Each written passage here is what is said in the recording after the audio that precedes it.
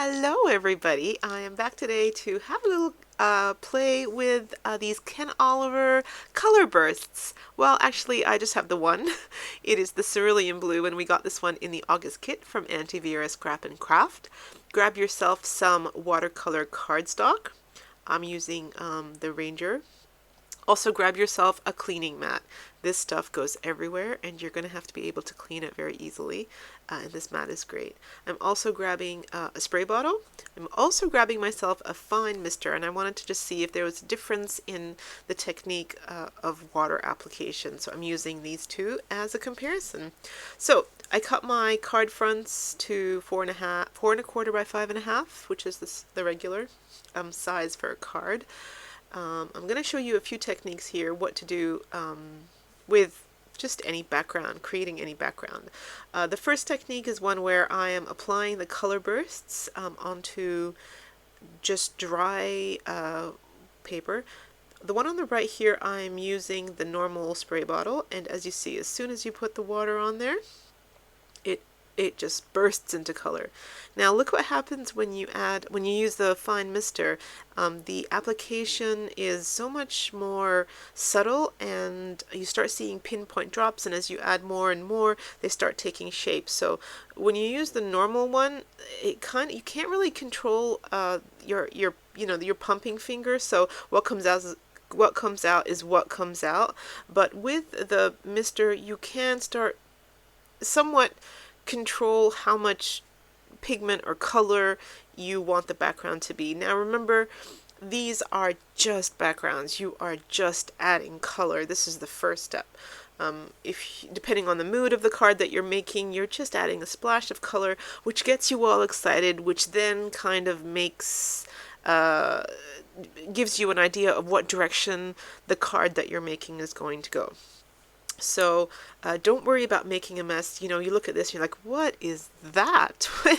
What is that supposed to be? Who cares? At this stage, you're just getting exciting. You're just getting excited about starting to make a card. I want to show you technique number 2 now. I've sprayed the card with water first, and then I've added the color burst, and look how just different it looks. It just comes alive straight away. You cannot control any of this. To a control freak, I don't want to say freak, but someone who likes to control life, control freak, like me, it's scary, but in my art, it's not scary. I love it. I'm just going to do another one here because it just goes really quickly. So whole lot of water on that paper, and then the minute you start adding this, look how beautiful. It's just so magical. Now, because I only have the one color, I didn't want to rush out to get more color bursts. I don't know where to get them in my area. I'd have to go online to order them, so didn't want to do that. And I thought, well, if you just got the kit and you just had the one color, what can you do with it? Well, you can do anything. Grab yourself a color palette that you have. Grab yourself some paints, some watercolors, some even inks if you want. Add some water, and then just continue as you normally do. Start dropping colors in there. I mean, it is called mixed media. You could just mix whatever you have to make whatever you want. So enjoy it and sit down and enjoy the freedom of creating such beautiful pieces of abstract color. I certainly had an amazing time just making a mess, or just making art, or yeah. Okay, so technique number 3, this is a Prima Resist pen. I've added it here onto dry paper. I will come back to this. I've added it thick, and it needs to dry really well. So let me put that aside while we move on to the next one, and I'll come back to it in a minute. So along the same line, I am going to use Versamark here, and I'm just going to stamp it onto this butterfly, and I am then going to add some clear embossing powder, heat it up with my heat gun to create the same kind of background. So it's a resisted image. So whatever I've stamped will be clear. And then when I add the color bursts in the background, they're just going to go around the butterfly. So it's going to be really pretty. So here we go. You know what I'm doing. I did decide to spray the surface first because I wanted the color to like attach straight away. So this is what happened here, and then I added more spray, and as I added more spray, it kind of streaked out to the outside. It's just so pretty. I love how it turns out. Can't control it. Now I was a little bit careful here because you didn't want to melt what you'd already heat resisted, so I was just going on the along the outside of the butterfly.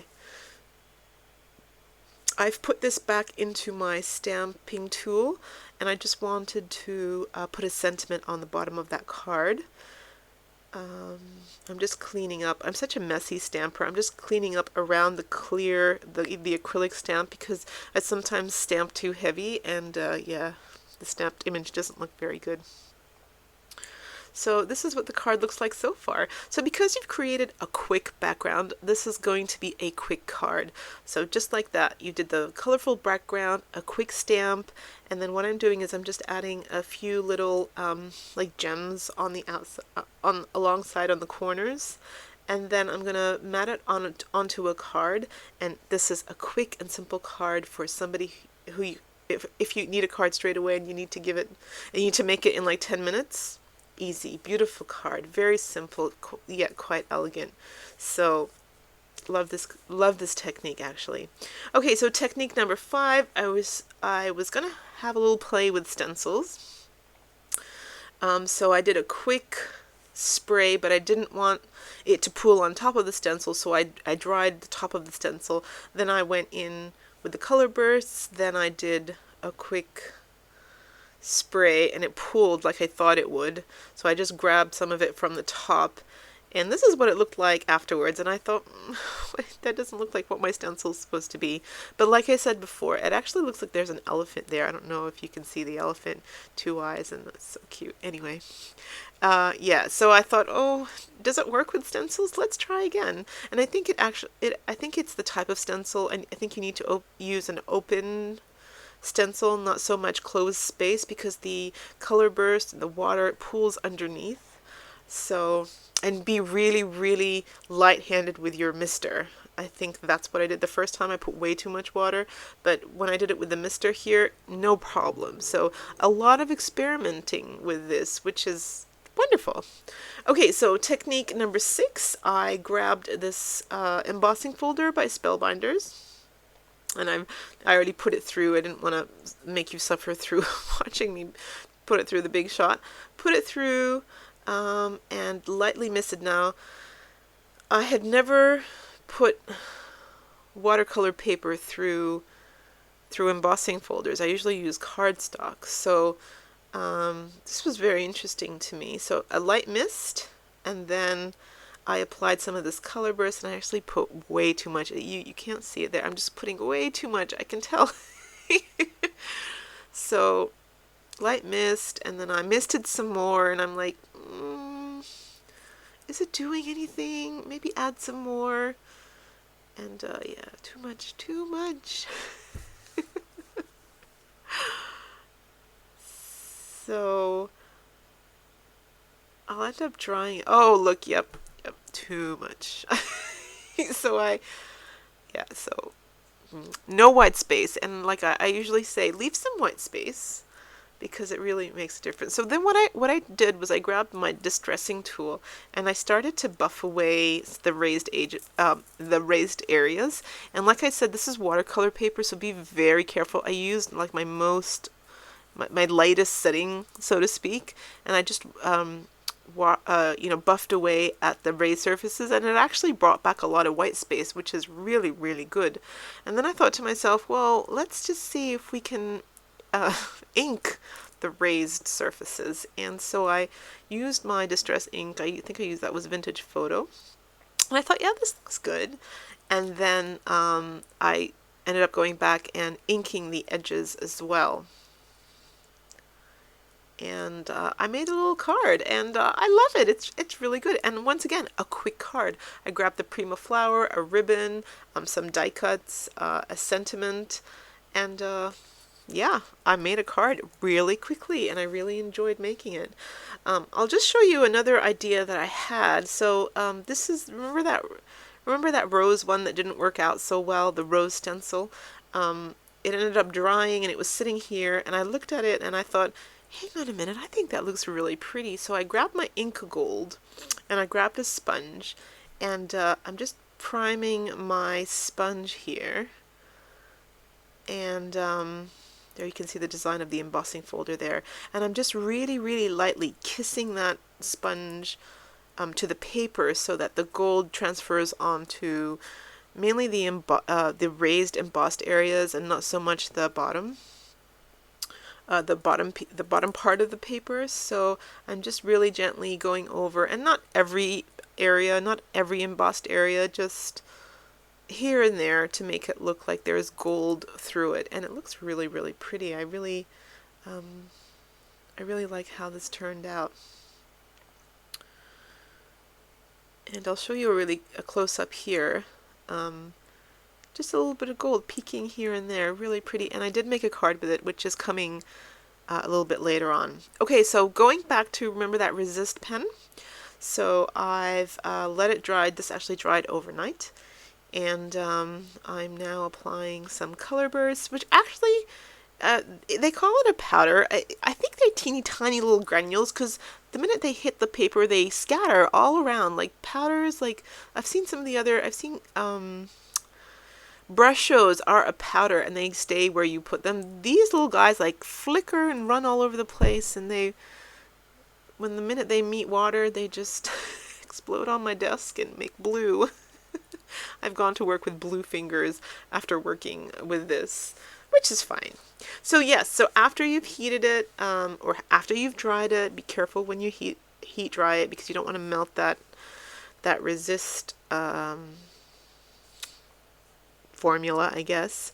You can rub away at this word here, and yeah, you can create anything custom. You could put your name, the name of anyone you're sending to. So let me take you through this beautiful pile of cards that I made from all the backgrounds that I made. So here's that hello one. Really love how sweet this is. And once again, a quick background, and it has to be a quick card. So just grab some die cuts, whatever images you have, and put them together, and they're done. Don't agonize over it. Don't worry about layers. Just do what looks really good. So that's a Prima stamp there on the right hand side, layered up with a couple of butterflies, and yeah, just a cluster of sentiment at the bottom there. This one's really cute. So wherever there was lots of blue in the background and it didn't look too special, I just put lots of sentiments. And there's that one with the stencil. Looks really good. Another one with a little Prima stamp, and I actually embossed with a script background stamp in the back there, and I put a doily there as well. Really cute. Here's another one that I did where I used the embossing folder and then distressed the raised areas, and then I put a cluster of die cuts on the right hand side there. Looks really good. This is a digital file that I bought and printed out, and then just added a few embellishments on top. The background is again an embossed one. So here's the gold ink rub. I added Mr. Stag here with the gold, and I think that looks just so stunning. The background's great, the die cuts are great, and then yeah, here's another one, a really simple background. Just get a die cut, a quote, and a little bit of washi on the side there, and you've made really quick cards, and you've had a ton of fun making backgrounds. So if you've never thought of color bursts, give them a go. They are really good. I'll see you in my next video.